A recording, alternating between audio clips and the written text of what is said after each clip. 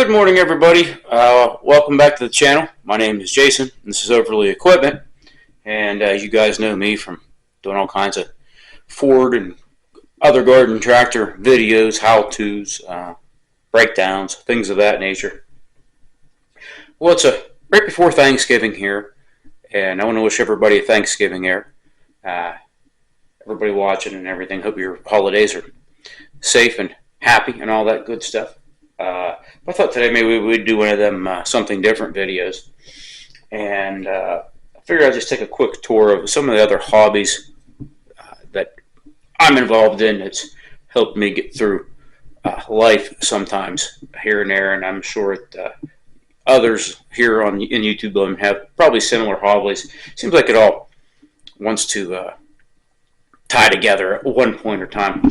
And I know you guys seen this collection here in the background sometimes, but I figured we'd go over a couple things and my little die-cast collection. And this is just one of many hobbies that I have, and I do have many. You guys know I hunt and I fish and stuff like that, but you know, I used to have a lot bigger die-cast collection. When my son come along, he took it and into his new house, and he took a lot, but I kept the tractors for the most part. And one of the things we're going to focus on this video is I build model cars and trucks. I have a collection of some of them I don't want to put together.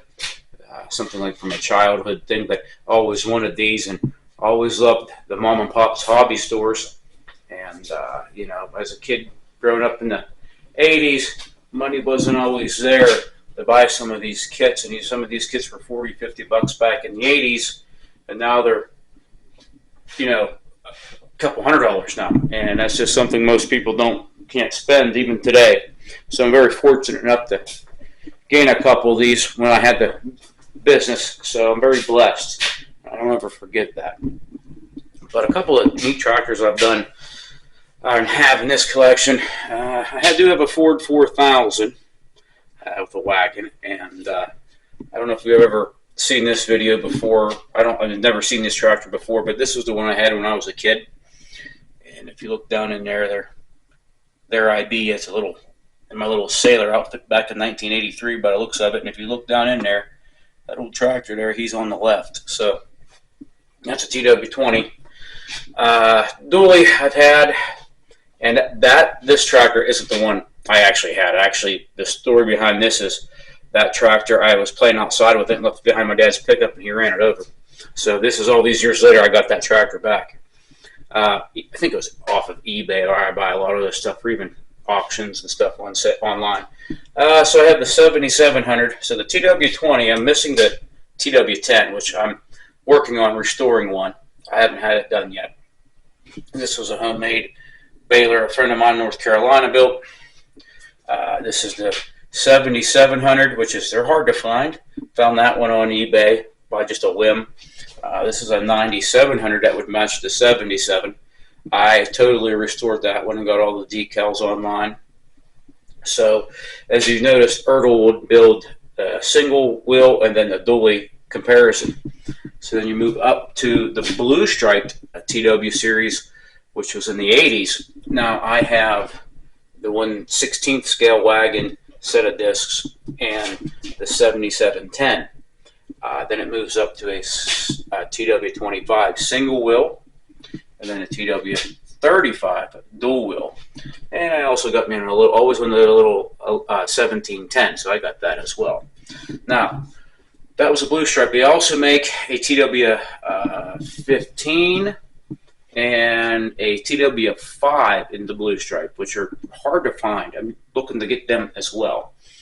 And then up here you have a TW15 dually and a TW5 single wheel. Now that's the tractor I've had since I was probably 6 or 7. That's what my father replaced that one with when I was 6 or 7. Now that one I've had in possession since I was a little kid, and it's in great shape. And I also have a 7710 too I restored, and then I also got on a whim. I bought an 8340 pretty good at an auction, so I was happy to get that. Moving down, as you guys know, I got the 1/64th scale as well. And I got a lineup of all those. I got a TW35, a 77, and a TW35 Blue Stripe, a big SW, was it 90 or 60, whatever that is. And I got a little TW20, and other assortment of tractors. I even built, this is pretty neat, I did this a while ago, I even built 1/64 scale. I got a close-sided, I don't know if you can see that, I got a close-sided LGT I scratch built, and I got an older open side with a snowplow. It's hard to make that stuff that small, not all scratched, but it turned out pretty good, so I could put it in my dealer display. Then I bought these online, the narrow front 8,000 and 9,000, which is pretty cool. I'm sorry, they're both 9,000s. One's a cab and one's a non-cab. That's an Ertl. So I don't know what, I think these were just online. I forget who was making these. These ain't Ertl. But I got the rest of everything is Ertl. I think some of these I found at maybe an old antique house here, the antique dealer we have. So pretty neat for that. I always had something I wanted as a kid. Never got to have it. And I got some internationals down there and other miscellaneous in that barn as well. Moving on, I have a pedal tractor. Bought that on Marketplace years ago. I finally restored that last year. And then in the display case, oh, I got a whole bunch of different odds and ends down there. There's a 4600, a lot of 143 scales. I got naturally the garden tractors of both the LGT 145, and I do believe this one is the newer LGTs from the 80s. Another truck, I got the 8000 Ford back there. I got the 8600. Then I custom built this 9600. This one's pretty cool here. I built this because my uncle has this that identical farm tractor at the farm. Straight pipe and weights and all, canopy cab. So I custom built that off one from, I think I bought that off eBay and ordered the decals online and made my own. So that one turned out really neat. And again, I got another 145 out of the box, 8630, a couple 164s. I even got an N series. Got to have an N series.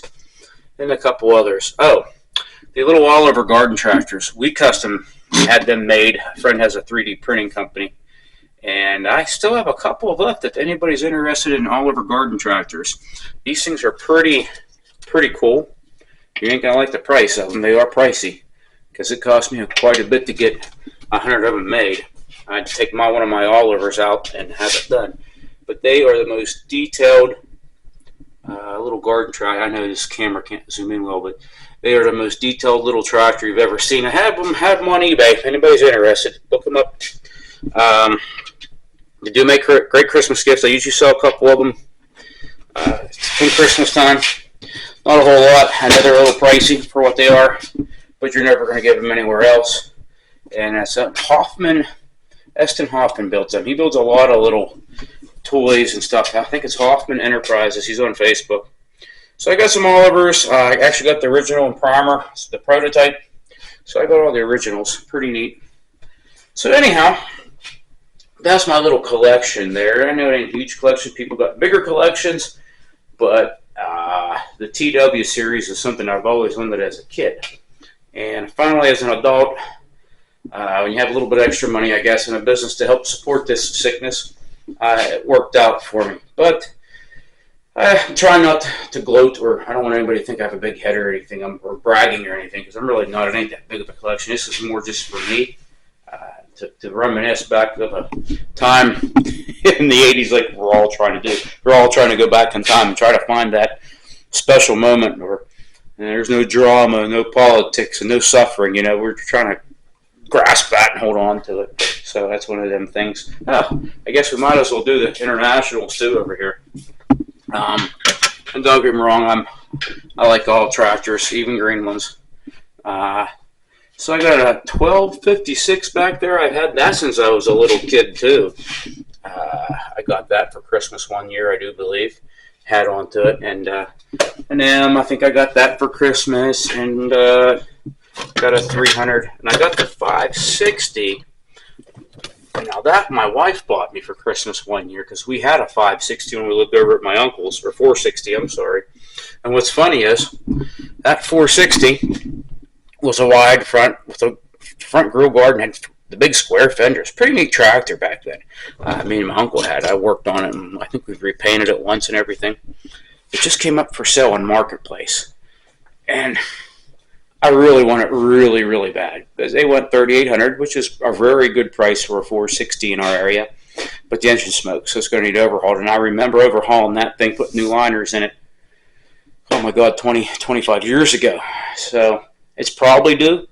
I have no use for it. If I had a big property and a farm, I would have bought it in a heartbeat. But it's just the stars don't align for something like that, and I really, really don't need it, to be honest with you. So let's move on to the other room.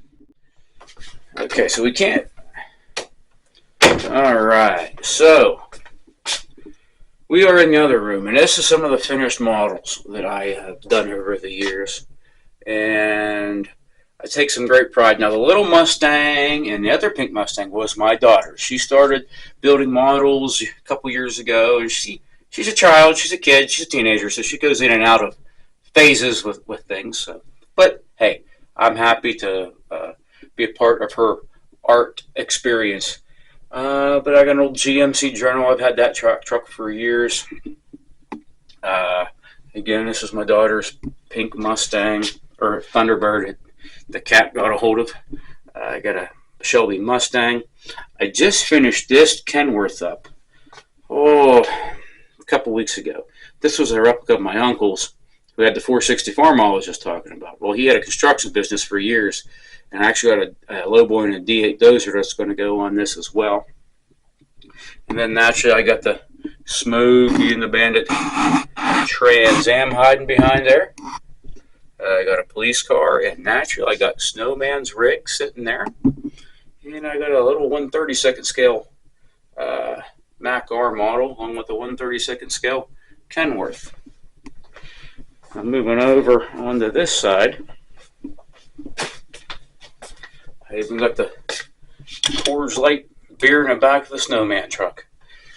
And I got a custom stretched Peterbilt with actual aluminum bumpers and stuff that I did a long time ago. I think it was 2007 when I had my hernia surgery and was out of commission for about 2 months. So I built this.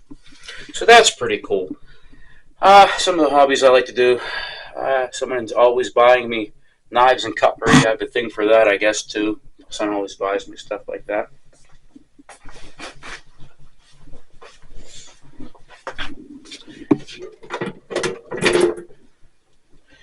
Okay, moving on. So now I got a couple other vehicles. Like I said, I try to do one little car or two, maybe depending on the size. Every year I try to do something. Keeps me out of the garage in December. I like being in the garage working on tractors, but this is fun too, and this keeps me warm and less stuff outside to do. But I got a lot of different models, and they look good in the camera, but they're not 100% perfect. I do my best. I do clear coat them, and this is one of my favorites. Is the Hemi-Cutie. I've always liked the Hemi-Cutie, and that was a base coat, clear coat, polished all out, all that stuff. And the Chevy Shelf. And naturally, I'm a square body Chevy guy, even though I'm a Ford guy. And I was a big Dell Earnhardt fan back in the 90s. There's a custom Peterbilt all done all up. Made a turning steering axle on it. I've taken some of this stuff to shows over the years, but it's just don't have the time like I want to. There's a Ford tow truck I custom built. I got a Ford Bronco, and if you see that Western Star back there, that's actually on my Facebook bio. And I had many people go, "When did you buy that?" And I didn't know you had your CDL. Well, actually I do, and that's just a model. It's not really a real truck, but the video, the picture of how I have it set up, it looks like a real truck. So get on Facebook and check that out. So what's funny is, you've seen this back up to here's this 79 square body Chevy truck. And they don't make an 8-foot bed kit. They only make a 6-foot. So I had to custom build everything on that truck because there's yours truly when he was 16 years old again at a car show with his 79 Chevy truck, and that was my first pickup. And I'd love to find one like that again, or one to restore, but the way the prices are with those trucks, I'm just going to have to live in 1/24th scale right now with the time being. So that's pretty. So these are all sentimental to me, one way or another. Whether it's nostalgia from being a kid, or something I've always wanted, or just reminiscing about back in the 80s and 90s. But anyhow, not only do I do that, my daughter is a huge inspiration to me, and so is Bob Ross. And then I also dabble with paint on canvas, and I actually am getting into, believe it or not, these are mine, and this is my daughter's. She is something else. Oh my goodness.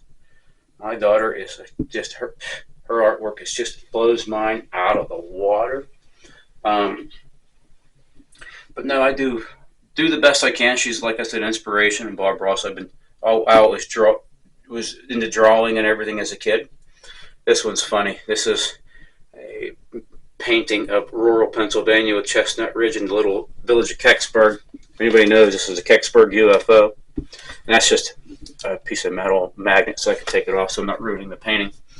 But something near and dear to my heart is a Kecksburg UFO. Happened back in 1965. Yeah, I'm not far from there.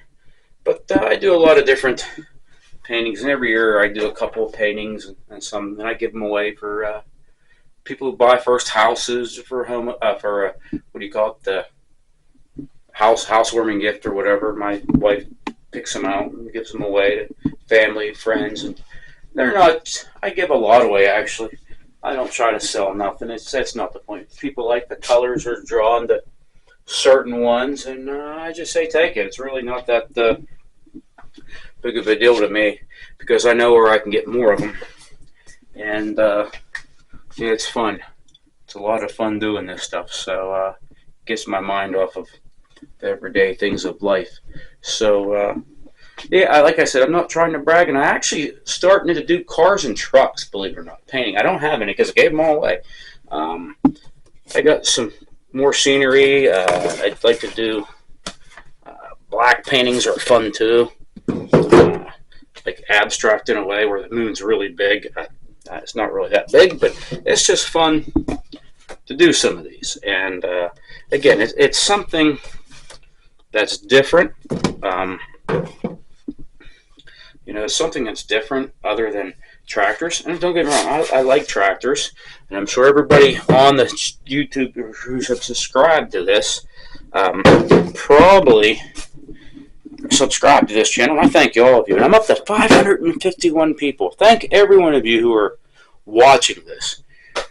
I can't thank you enough. I really can't. I never expected in my life that I would start a YouTube channel. I'm not worried about money. That's the last thing in my worries. I never expected to have 551 channels for these garden tractors. It's crazy. So thank every one of you, and I hope everybody has a blessed holidays coming up and all that.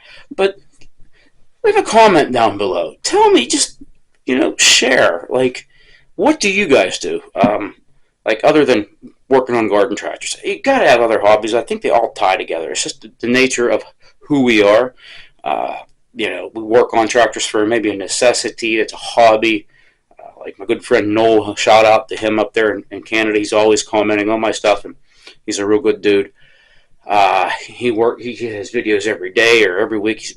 I wish he's like a mentor to me. I wish I could have that many videos and get in that depth, but I'm so busy with work and family, it makes my life tough to do any video here. So that's why mine are far and few in between. But shout out to him. He makes great videos, great content, reaching a lot of people. That's fantastic. But anyhow, leave a comment below. Tell me what, it doesn't have to mean anything or go anywhere, but maybe it just reaches out to someone else who's watching the video and go, hey, I like that stuff too. And it's sort of like a connection we all have, like that we're not alone, maybe, or working through something personal in our lives or something we need to do.